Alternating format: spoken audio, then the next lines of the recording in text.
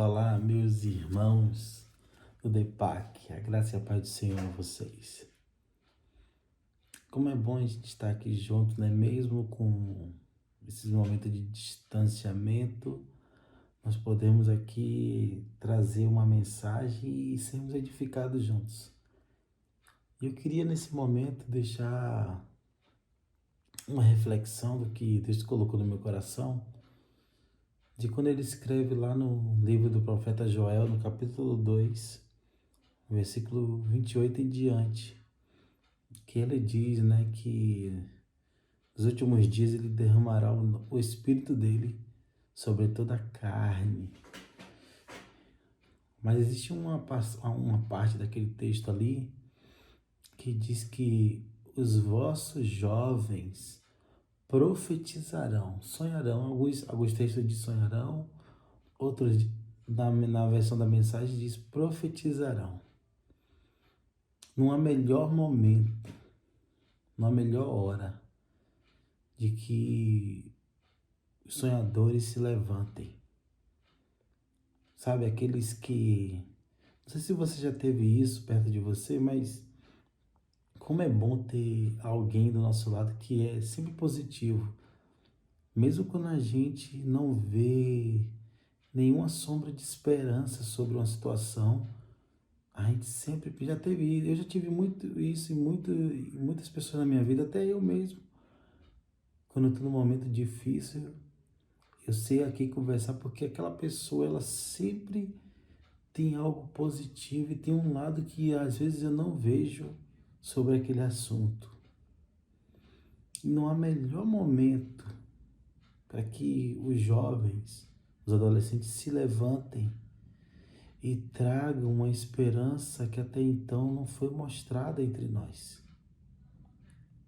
Às vezes, a maior forma de você trazer esperança não é você mostrando que você conhece a palavra de Deus ou que você é crente. Mas assim como Jesus, que mostrou nas suas ações, mostrou nos abraços. Às vezes nós temos pessoas entre nós jovens que sonham em viajar o mundo e ser relevante em muitos lugares. Eu também já sonhei assim, já fui e ainda sonho algumas vezes. Mas como a palavra nos ensina, como é que a gente vai conseguir fazer algo tão forte com outros se a gente não consegue fazer com quem está ao nosso redor? A pergunta que eu quero te fazer hoje: quem do seu arraial, quem do seu quadrado, vamos botar assim, você tem trazido esperança? Ou você sempre é conhecido como uma pessoa pé no chão? Sempre é conhecido como uma pessoa que tem sempre um ponto negativo sobre tudo? Isso a gente já vive hoje. Queria te contar um segredo, não sei se você sabe, mas a gente já está nesse momento onde tudo é negativo. Não necessitamos mais de negativos. Não necessitamos mais de pessoas pessimistas. Nós precisamos daqueles que adoram ao Pai, porque uma das características da adoração é você ter esperança. Paulo descreve esperança em Romanos 8, quando diz assim: esperança é aquela que você não vê, mas você espera. Você não sabe se acontece, mas você crê que vai acontecer. Por isso que Joel trouxe nesse momento aí, num lugar que estava seco, num lugar que estava destruído, quase vivendo o que a gente está vivendo hoje. Derrama sobre nós o teu Espírito. Concede-nos a ter esperança e trazer esperança para outros. Nós estamos no melhor momento. Eu vou te falar uma coisa assim, eu ouso dizer que nós estamos vivendo o melhor momento da humanidade.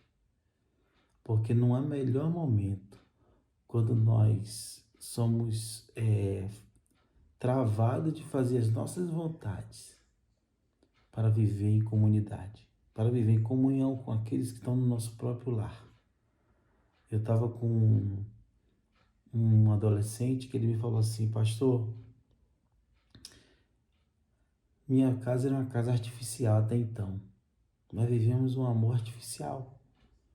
Porque meu pai não sabia das coisas que eu estava vivendo, porque eu não sabia que dentro da minha casa meu pai estava tendo um caso, mas nesse momento que teve a pandemia, nós não tínhamos para onde fugir, não tínhamos como viver aquela superficialidade. Então aquele negócio artificial se tornou real e os problemas eles vieram à tona. Mas como isso aí pode ser o melhor momento nosso? Salomão, em uma das suas palavras, ele diz uma coisa muito forte. É melhor uma casa de choro, porque o choro, ele refaz o ser humano do que uma casa de bobos alegres. Então é melhor a gente logo dizer logo a verdade, dizer logo os problemas que nós estamos passando, as dificuldades que nós vivemos, para a gente se refazer logo e voltarmos depois dessa quarentena com a casa restaurada, de fato, do que uma casa onde a gente finge que ama um ao outro. A palavra nos ensina que como nós iremos amar o invisível se não conseguimos nem amar o visível? Então eu queria te desafiar, você que está escutando isso. Se você é filho do Senhor, filha do Senhor, qual a esperança que tem no seu olhar? Se a pessoa te olha, se vocês pudessem se examinar hoje e olhar de uma maneira de fora de você, será que você tem trazido esperança para você e para os outros? Ou você é mais um daqueles que sempre querem culpar alguém? Sempre quer achar o culpado de tudo? A gente está vendo aí. Se tem algo errado, o culpado é o presidente. Se tem isso, é a esquerda, a direita. Porque o ser humano tem a necessidade de saber quem é que fez errado. Nós, como povo de Cristo, nós temos a necessidade de saber quem é o certo.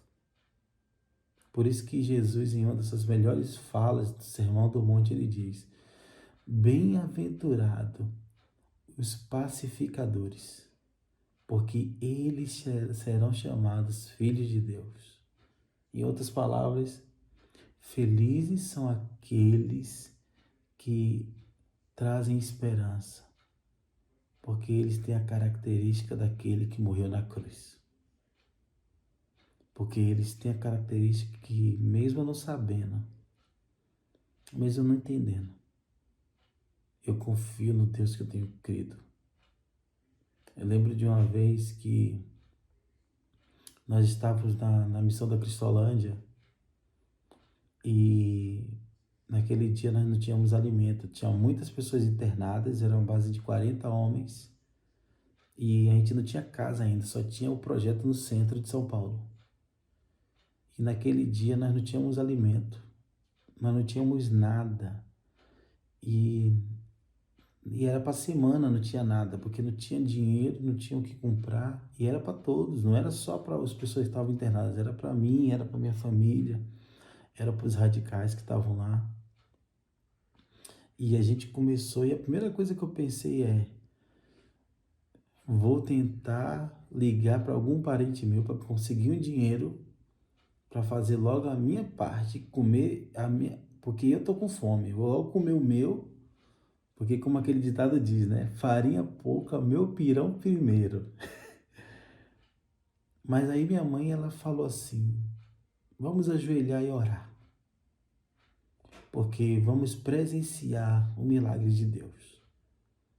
A primeira sensação que eu tive é: orar não enche barriga.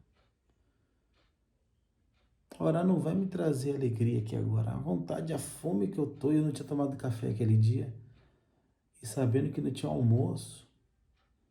E todo mundo ajoelhado orando, e eu estava muito revoltado com aquilo. Muito revoltado com minha mãe. Por que orar agora? Porque a gente tem que ligar para as pessoas, ligar para os parceiros, para as igrejas, para conseguir o alimento, porque está todo mundo aqui com fome. E o cara que sai das drogas, ele sai com uma fome muito maior do que qualquer outro. E ali eu ajoelhei também, mas numa sensação de revolta ajoelhado. Enquanto eu ajoelhado estava, minha mãe começou a gritar e dizer: Deus, perdoa a nossa falta de esperança. Mostra-nos a tua glória.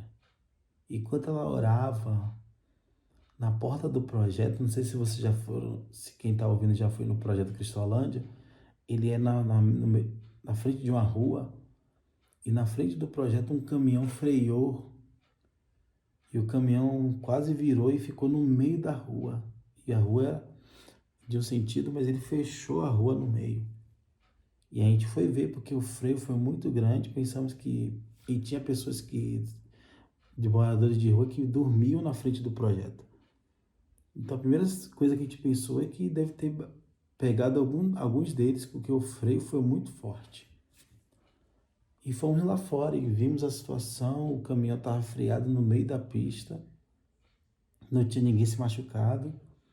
E aí fomos no motorista para saber o que foi que houve, se ele dormiu, se aconteceu alguma coisa. E ele disse assim: não, eu estava passando por aqui e o meu caminhão desligou.